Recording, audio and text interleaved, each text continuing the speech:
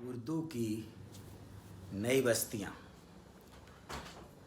جب ہم علی گڑھ میں زیر تعلیم تھے، یہ اس وقت کی بات ہے، اس وقت بھی ہمارے پاس اپنی سواری موجود تھی۔ دراصل ہم خاندانی ذمہ دار ہیں۔ ہمارے اجداد ہاتھی گھوڑوں پر سواری کیا کرتے تھے۔ ذمہ داری ختم ہونے کے بعد گھوڑے بیچ دیے۔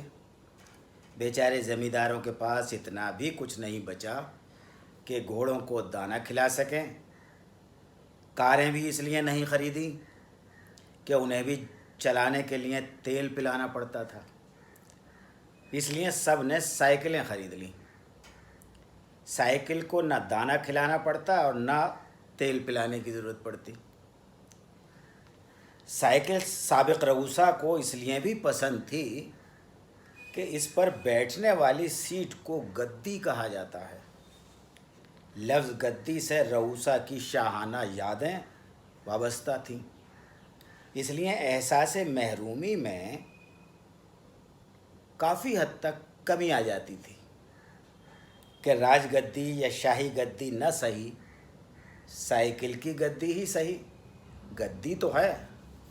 ہمارے استاد پرنس کوکب قدر سجاد علی مرزا کو سائیکل کی گدی پر کچھ ایسا ہی احساس ہوتا ہوگا۔ وہ نواب واجد علی شاہ کے وارثین میں سے ہیں۔ ہمارے شفیق استاد اور سابق زمیندار پروفیسر قاضی عبدالستار تو سائیکل نہ خرید کر اس احساس گدی سے بھی محروم رہے، لیکن ہم اس احساس کے ساتھ اپنی سائیکل کی گدی پر بیٹھ کر گھوما کرتے تھے۔ علی گڑھ دو حصوں میں تقسیم ہے، ایک ریلوے لائن کے ادھر اور دوسرا ریلوے لائن کے ادھر۔ ادھر یونیورسٹی ہے اور ادھر پرانا شہر۔ خدا جانے پرانے شہر اتنے پرانے کیوں ہو جاتے ہیں کہ ان میں کوئی صاف ستھرا شخص بھی 2-3 گھنٹے گزار کر پرانا لگنا لگتا ہے۔ ہر شہر میں ایک پرانا شہر ضرور ہوتا ہے، جن میں تنگ گلیاں ہوتی ہیں، پرانے گھر ہوتے ہیں، گندی نالیاں ہوتی ہیں، لوگوں کے رہن سہن کے انداز بھی پرانے ہوتے ہیں اور زبان بھی پرانی ہوتی ہے۔ علی گڑھ کے پرانے شہر میں ایک نئی بستی ہے۔ ریلوے کا پھاٹک پار کرتے ہی نئی بستی کی حدود میں داخل ہو جاتے ہیں۔ بس نئی بستی کے شروع ہوتے ہی گندگی شروع ہو جاتی ہے۔ ہم اکثر اپنی سائیکل سے وہاں سے سرائے رحمان جایا کرتے تھے۔ بس جس طرح ہمیں اپنے گھر جانے کے لیے نور نگر سے گزرنا لازمی ہے، نور نگر میں سوائے نام کے کہیں نور نظر نہیں آتا۔ کوڑے کے ڈھیر اور ایمان شکن جانور ضرور دکھائی دیں گے۔ نئی بستی کے مختصر سے راستے پر چلنا عذاب الہی سے کم نہ تھا، خصوصاً موسم برسات میں۔ ویسے تو 12 مہینے برسات ہی کا سا منظر رہتا تھا۔ دراصل وہاں بہنے والا نالا بہت دیر تک اپنے اندر گندگی کو برداشت نہیں کر پاتا تھا، سڑک پر قے کر کے پھیلا دیتا تھا۔ ہم اپنی سائیکل کی گدی پر بیٹھ کر وہاں سے گزرتے تھے تو یہ دعا دل میں ہوتی تھی کہ اے اللہ، اس راستے سے بغیر زمین پر پیر ٹکائے ہمیں گزار دینا، ورنہ ہمارے پاپوش کی نہ صرف پاکیزگی جاتی رہے گی بلکہ وہ غلاظت کی بدبو برداشت نہیں کر پائیں گے۔ نئی بستی میں اللہ کی وہ مخلوق بھی اٹکیلیاں کرتی ہوئی نظر آتی تھی جسے مسلمانوں پر حرام کر دیا گیا ہے، اور مسلمان اس کا نام لیتے ہوئے بھی ڈرتے ہیں کہ کہیں ईमान ख़तरे में न पड़ जाए। मज़कूरा नई बस्ती से रिक्शे में गुज़रते वक्त भी अपने दाएं बाएं के कपड़ों को संभालना पड़ता था, वरना बेदाग कपड़ों को रिक्शे के पहिए दागदार बना देते थे। दिल्ली आकर हमने ओखला में एक और नई बस्ती देखी, जो अलीगढ़ की नई बस्ती से ज़्यादा मुख्तलिफ नहीं थी। अलबत्ता इस बस्ती में अल्लाह की एक मेहनती मखलूक का क़याम ज़्यादा था, जिसे हम गधा कहकर हिकारत से देखते हैं। नई बस्ती में नजीबुत तरफ़ैन आला नस्ल के गधे खूंटे से बंधे या गली में चहलकदमी करते हुए नज़र आते थे। जब तक हमने इन नई बस्तियों को नहीं देखा था, नई बस्ती के बारे में ऐसा ही तसव्वुर था जैसे पुरानी दिल्ली और नई दिल्ली। हम सोचते थे कि नई बस्ती नई दिल्ली की तरह खूबसूरत होगी, सब कुछ नया नया होगा, साफ़ सुथरी सड़कें और इनके अतराफ़ ऊंचे ऊंचे दरख्त।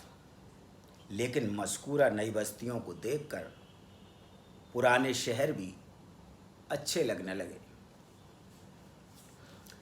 फिर यूँ हुआ कि नई बस्ती की इस्तिलाह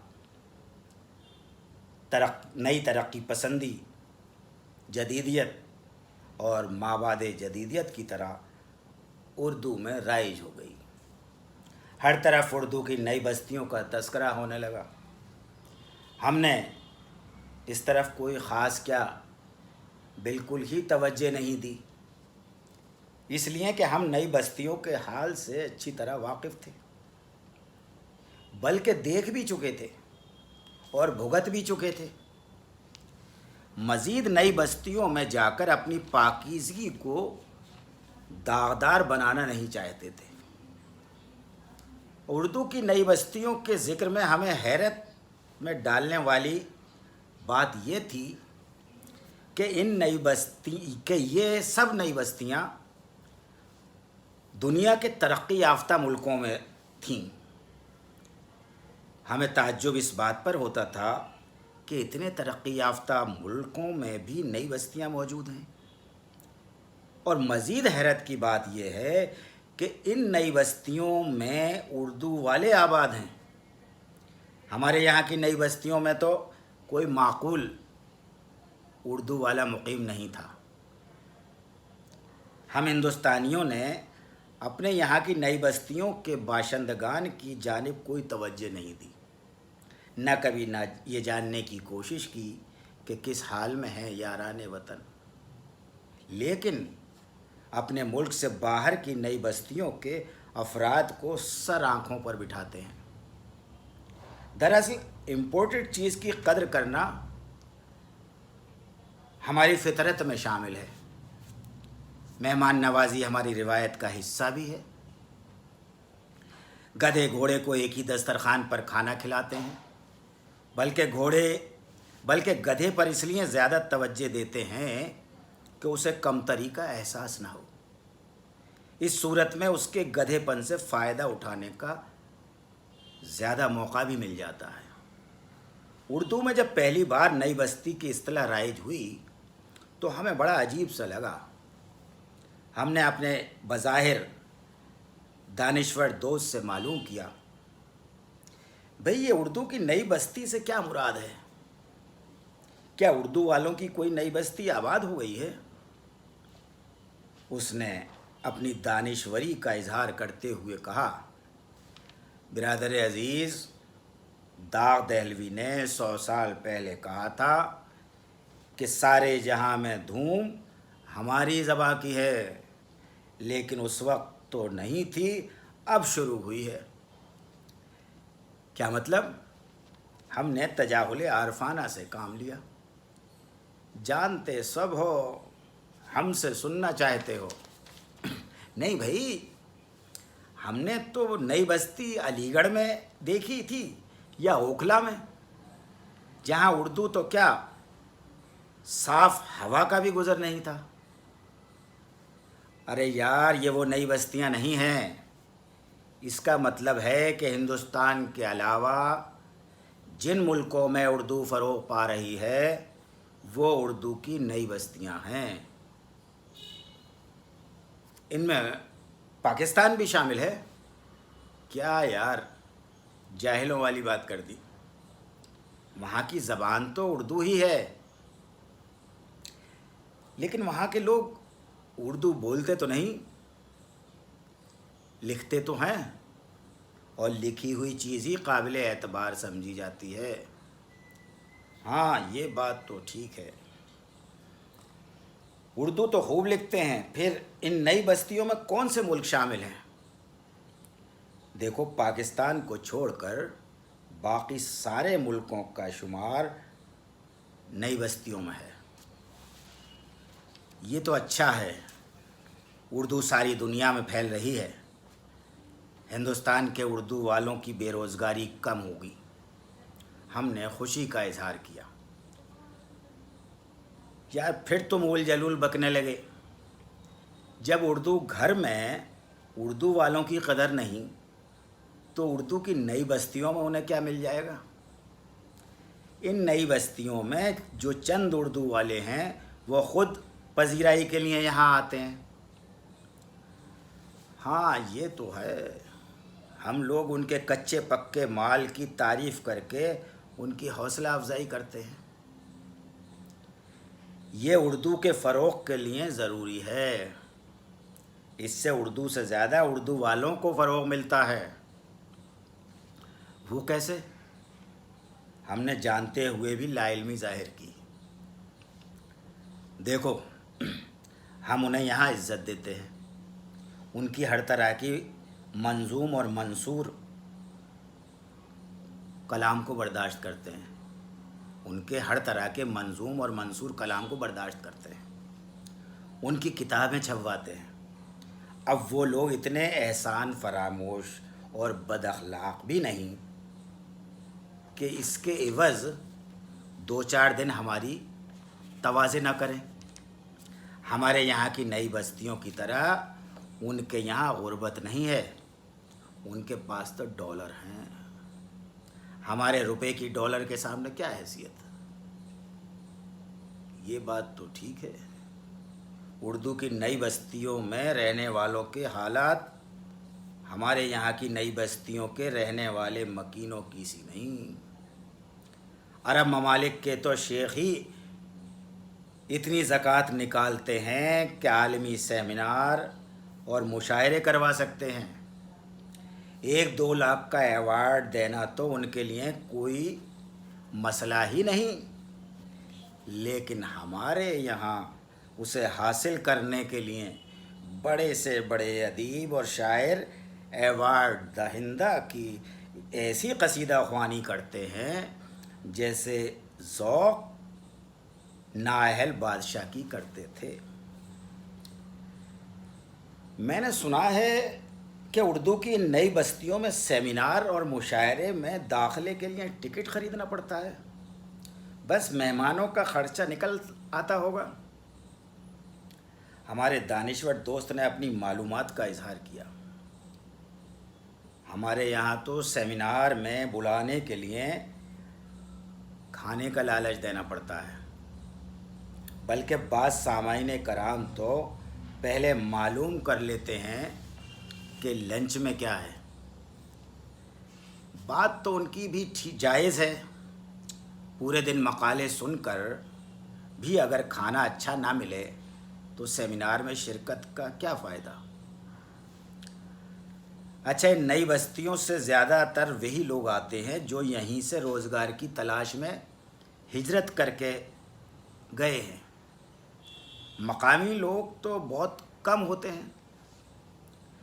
دیکھو، اب نہ تو فورٹ ولیم کالج کی ضرورت ہے جو انگریز اردو سیکھیں. اب کوئی جان گلکرسٹ اور گارسد تاسی یا ہیڈرلی آزاد نہیں پیدا ہو رہا. ہندوستان کے لوگ ہی اردو نہیں پڑھتے، دوسرے ملک کے لوگ کیوں پڑھیں گے؟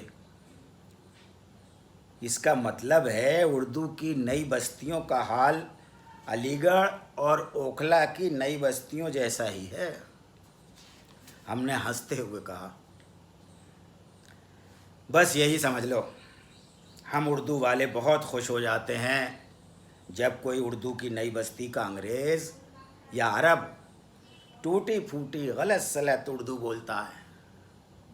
کبھی کسی انگریز یا عرب کو کسی ہندوستانی کے منہ سے ٹوٹی پھوٹی انگریزی یا عربی بولتے سن کر خوش ہوتے ہوئے دیکھا ہے؟ دانشور دوست نے دانشورانہ بات کہی۔